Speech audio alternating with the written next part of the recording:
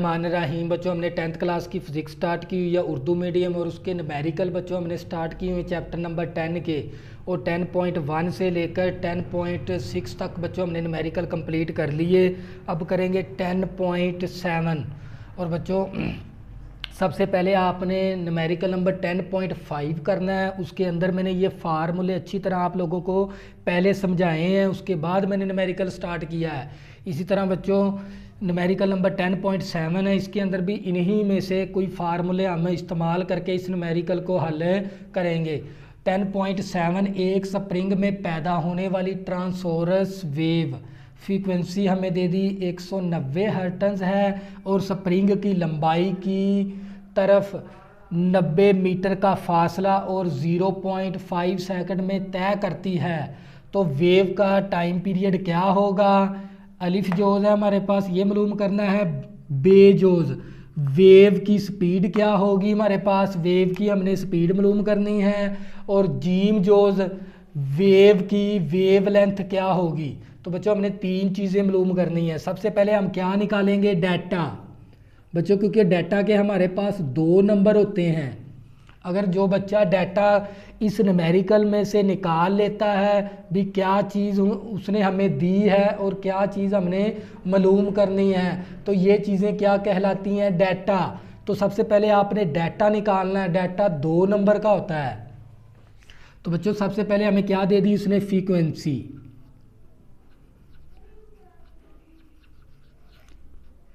Frequency को ज़ाहिर करते हैं एफ से, और हमें दे दी वो 190 हर्ट्ज दे दी, क्योंकि फ्रीक्वेंसी का यूनिट होता है हर्ट्ज। और इसी तरह हमें वेव की लंबाई दे दी उसने, फासला दे दिया। क्या दे दिया हमें? फासला।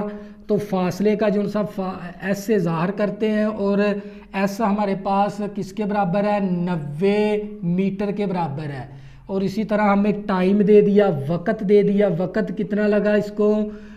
0.5 सेकंड। तो इसको हम ज़ाहिर करते हैं टी के साथ। किससे ज़ाहिर करते हैं? स्मॉल टी के साथ। तो वो हमें दे दिया 0.5 सेकंड। तो बच्चों बुक के अंदर गलत लिखा हुआ 5 सेकंड नहीं है, बल्कि 0.5 सेकंड है। 0.5 सेकंड। और इसके बाद हमें बच्चों ये तीन चीज़ें हमें दे दी, और मालूम क्या करना है हमने? वेव की टाइम पीरियड हमने टी मालूम करना है। इसी तरह बच्चों फिर हमने वेव की स्पीड मालूम करनी है वी। 2 चीज़ें मालूम करनी है। और वेव लेंथ हमने मालूम करना है लैम्डा। वेव लेंथ से मुराद क्या होता है बच्चों? लैम्डा मालूम करना है। हमने टाइम पीरियड मालूम करना है, वेव की स्पीड मालूम करनी है, और वेव लेंथ से मुराद क्या है? लैम्डा, और हमने लैम्डा की वैल्यू मालूम करनी है।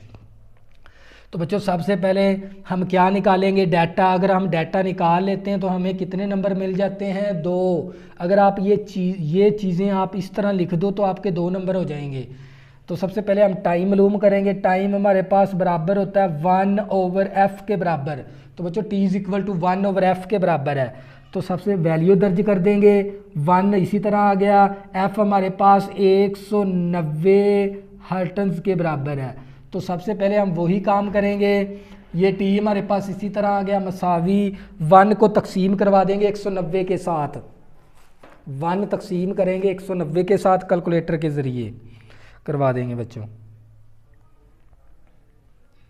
1 तकसीम 190, तो हमारे पास आंसर आ जाएगा बच्चों यहाँ पर 0.0052। क्या आ जाएगा? 0.0052 आ गया हमारे पास, क्योंकि हमने टाइम निकालना है, टाइम पीरियड। तो बच्चों ये 1/f आ गया हमारे पास। तो 1/f के जो जब हमने इसको 1 को तकसीम किया 190 के साथ, नीचे हमारे पास बच गया सिर्फ हर्ट्ज। तो हमें पहले से ही पता है हर्ट्ज हमारे पास किसके बराबर होता है? s की पावर -1 के बराबर होता है। तो बच्चों ये हमारे पास आ गया 0.0052। हर्ट्ज की जगह क्या लिखेंगे? s की पावर -1। तो s ऊपर जाके क्या हो जाएगा? पॉजिटिव का। s ऊपर जाके क्या हो गया? पॉजिटिव का हो गया हमारे पास। s की पावर क्योंकि हर्ट्ज होता है s की पावर -1 के बराबर। तो एस की पावर 1 को जब ऊपर लेके जाएंगे पावर क्या हो जाएगी पॉजिटिव की, तो एस पॉजिटिव में आ जाएगा। तो ये तो हमने निकालना था टाइम पीरियड। इसके बाद बच्चों हमने वेव की स्पीड निकालनी है। तो वेव की स्पीड के लिए हमारे पास दो फार्मूले हैं, एक होता है v is equal to s over t के बराबर, फिर v is equal to f lambda के बराबर। क्योंकि इसके अंदर लैम्डा भी मालूम करना है और v भी मालूम करना, ना हमारे पास लैम्डा, तो इसलिए हम ये फार्मूला नहीं लगा सकते। क्योंकि एक फार्मूले के अंदर हम दो चीज़ें कैसे मालूम कर सकते हैं, क्योंकि हमने v भी मालूम करना है, लैम्डा भी मालूम करना है, तो इसलिए हम ये फार्मूला नहीं लगा सकते। तो ये फार्मूला लगा देंगे v is equal to s over t, v is equal to s over t. S से मुराद क्या होता है फासला, फासला हमें दे दिया किसके बराबर 90 मीटर के बराबर, और टाइम हमें किसके बराबर दे दिया 0.5 के बराबर, 0.5 सेकंड के बराबर। तो v इज इक्वल टू 90 को तकसीम करवा देंगे बच्चों, क्या करवा देंगे 90 बच्चों, क्योंकि हम फार्मूले देखो ना, हमारे पास दो फार्मूले हैं v के, एक v is equal to s over t है, फिर v is equal to f lambda है। क्योंकि इसके अंदर हमने लैम्डा भी मालूम करना है, v भी मालूम करना है, इसलिए बच्चों ये फार्मूला हम नहीं लगा सकते। तो ये फार्मूला लगाना पड़ेगा v is equal to s over t. तो s से मुराद क्या होता है फासला, t से मुराद क्या होता है वक़्त। तो फासला हमें किसके बराबर दे दिया था 90 मीटर के बराबर, और वक़्त हमें दे दिया था 0.5 सेकंड के बराबर। तो तकसीम करवा देंगे बच्चों, इसको क्या करवाएंगे तकसीम, 90 तकसीम 0.5, तो हमारे पास आंसर आ जाएगा 180 मीटर। नीचे क्या बच गया सिर्फ सेकंड, तो ये ऊपर जाके सेकंड क्या हो जाएगा माइनस के अंदर आ जाएगा। ये एस की पावर 1 है, ऊपर जाके एस की पावर क्या होगी -1, तो ये हमारे पास क्या आ गई वेलोसिटी, वेव की स्पीड आ गई हमारे पास। इसी तरह बच्चों हमने क्या मालूम करना है लैम्डा, बच्चों हमने क्या मालूम करना है लैम्डा भी मालूम करना है, वेव लेंथ हमने मालूम करनी है, क्या मालूम करनी है वेव लेंथ। वेव लेंथ को लैम्डा से ज़ाहिर करते हैं, लैम्डा हमने क्या करना है मालूम। तो बच्चों लैम्डा मालूम करने के लिए कौन सा फार्मूला लगाना पड़ेगा बच्चों, यहाँ पर ये देख लें, लैम्डा इज इक्वल टू किसके बराबर है v ओवर एफ। अगर आप न्यूमेरिकल करोगे ना 10.5, उसके अंदर मैंने ये दो फार्मूले, एक याद करना है, दो यहाँ से निकाल लेने हैं। तो बच्चों ये f इस लैम्डा इस तरफ मल्टीप्लाई था, इस तरफ आके डिवाइड हो गया, तो f की वैल्यू निकाल सकते हैं। इसी तरह अगर लैम्डा की वैल्यू निकालनी है तो f इस तरफ मल्टीप्लाई है, उस तरफ जाके डिवाइड हो गया, तो यहाँ से हम फार्मूला लगा देंगे lambda is equal to v over F, v is equal to v over F आ गया। तो लैम्डा हमारे पास इसी तरह आ गया, v की वैल्यू हमने किसके बराबर है 180 मीटर पर सेकंड के बराबर है, और फ्रीक्वेंसी हमें किसके बराबर दे दी उसने बच्चों, ये वाली फ्रीक्वेंसी 190 हर्ट्ज के बराबर है। तो बच्चों ये हमारे पास लैम्डा इसी तरह आ गया। तो 180 को तकसीम करवा देंगे 190 के साथ, तो क्या करवाएंगे 180 तकसीम 190, तो आप लोगों के पास आंसर आ जाएगा इसका 0.9473। तो यहाँ पर क्या बच गया मीटर पर सेकंड ओवर हर्ट्ज।